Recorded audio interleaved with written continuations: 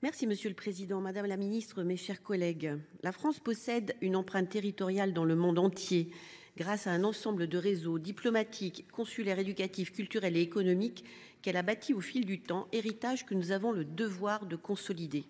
Ce maillage et cette expérience confèrent à notre pays un avantage dont peu disposent, celui d'être en mesure de déployer une politique complète et coordonnée au service de nos intérêts. Or, si nous nous réjouissons de la hausse des moyens humains et financiers pour 2024, de nombreuses interrogations subsistent sur la manière dont sera assuré le renforcement de la place de la France dans le concert des nations, ainsi que sa capacité à agir. En revenant sur les différents programmes qui composent la mission, j'évoquerai les améliorations que notre groupe juge indispensables pour donner corps à cette ambition de transformation de notre action diplomatique. Tout d'abord, notre réseau consulaire est le premier contact qui donne accès à nos services publics, à nos ressortissants et à tous les étrangers qui ont un lien avec la France. Après avoir été le parent pauvre de l'augmentation du budget du ministère en 2023, le programme bénéficiera d'une hausse de 17% cette année qui permet un premier rattrapage. Ces crédits permettront notamment d'approfondir la modernisation de l'administration consulaire et d'achever le déploiement du service France Consulaire. Cette plateforme de réponse aux appels des usagers ne saurait néanmoins être considérée comme un substitut à l'accueil physique, seul contact possible pour nombre d'entre eux. Bien que nous puissions nous réjouir que ces effectifs connaissent enfin une augmentation, la création de 20 ETP reste en deçà des besoins, notamment pour les services d'état civil et des visas. En effet, le délai de traitement des dossiers ne cesse de s'allonger du fait de la recrudescence des demandes post-pandémie, de la petite taille des équipes, mais aussi de la prolifération d'officines privées qui bloquent des crédits de rendez-vous disponibles pour les revendre à des usagers désespérés d'obtenir un rendez-vous. Cette crise des visas engendre une détérioration des conditions de travail des agents et une insatisfaction grandissante des demandeurs qui portent atteinte à l'image de la France à l'étranger. L'envoi d'agents de renfort pour absorber le surplus d'activité et pallier le manque d'effectifs a permis de réduire les délais d'attente, mais ne représente en aucun cas une solution pérenne. C'est la raison pour laquelle mon groupe proposera d'accélérer les créations de postes au sein du réseau consulaire. Nous tenterons également de combler 3 lacunes de ce budget. D'une part, le montant alloué aux aides sociales est simplement reconduit alors même que l'inflation mondiale et la dévalorisation du cours de l'euro sur lequel reposent les allocations perdurent dans de nombreux pays. Au regard des besoins observés sur le terrain, mon groupe proposera le rehaussement de cette enveloppe. D'autre part, ce qui est présenté comme une augmentation significative de 13,6 millions d'euros des crédits alloués aux bourses scolaires est en fait un trompe-l'œil. En effet, en tenant compte du dégel de la réserve de l'ordre de 5%, l'enveloppe de 118 millions d'euros se révèle inférieure à celle de l'année dernière alors qu'elle était déjà insuffisante. Mon groupe fera plusieurs propositions pour permettre à toutes les familles françaises de continuer à scolariser leurs enfants malgré la hausse des frais d'écolage. Par ailleurs, des interrogations subsistent sur les modalités d'exécution du pass éducation nouvellement doté d'1 million d'euros. Quels seront, Madame la Ministre, les pays retenus pour l'expérimentation et les prestataires éligibles? Enfin, le soutien à la Caisse des Français de l'étranger, unique caisse de sécurité sociale pour les non-résidents, est un impensé de ce budget.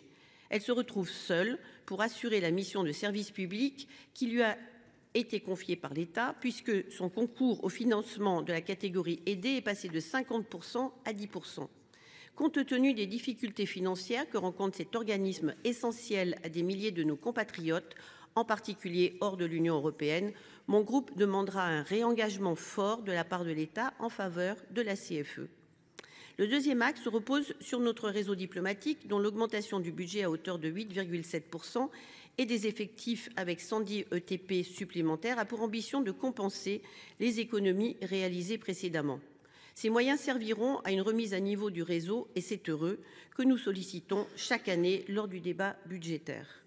Nous serons toutefois vigilants sur 2 points.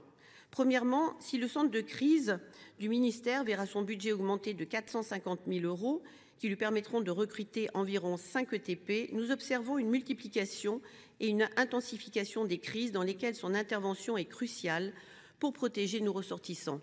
Nous espérons simplement que ces moyens seront suffisants pour faire face aux crises à venir. Deuxièmement, la coopération en matière de sécurité et de défense, qui passe essentiellement par la formation grâce à l'envoi de coopérants issus des armées, de la gendarmerie, de la police et des douanes, semble sous-estimée.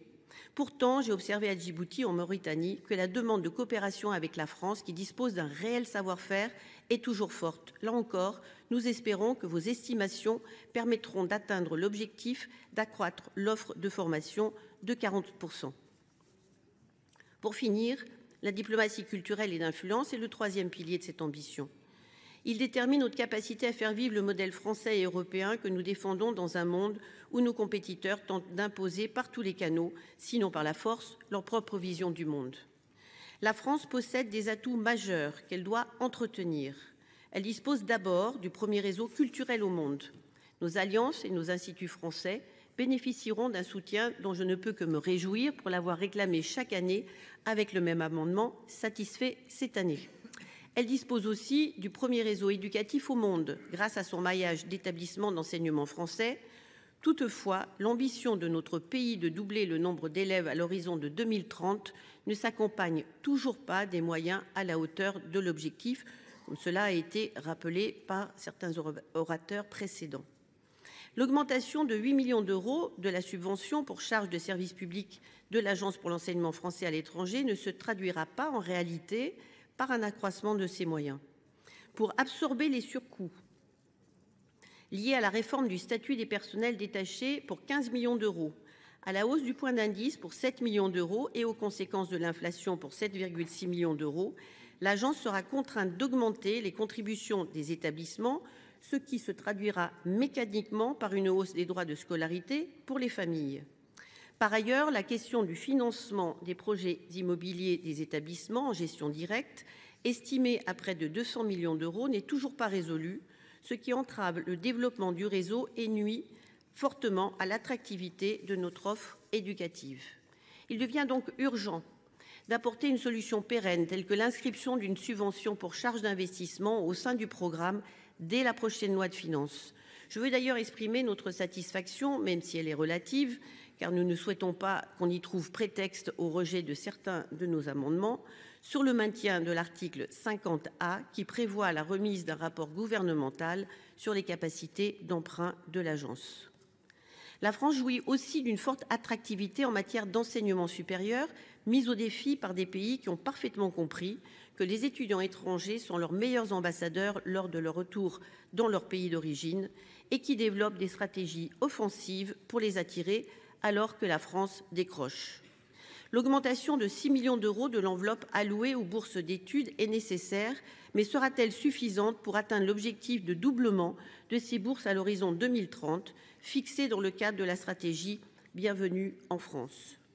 Enfin, la situation financière de Campus France, en déficit de 1,7 million d'euros, représente un angle mort de ce budget que mon groupe tentera de combler. En conclusion, alors que nous pourrions nous réjouir que le PLF 2024 propose une augmentation conséquente des crédits de la mission Action extérieure de l'État, la rapporteure spéciale de la mission défendra un amendement visant à réduire ces crédits de 30 millions d'euros.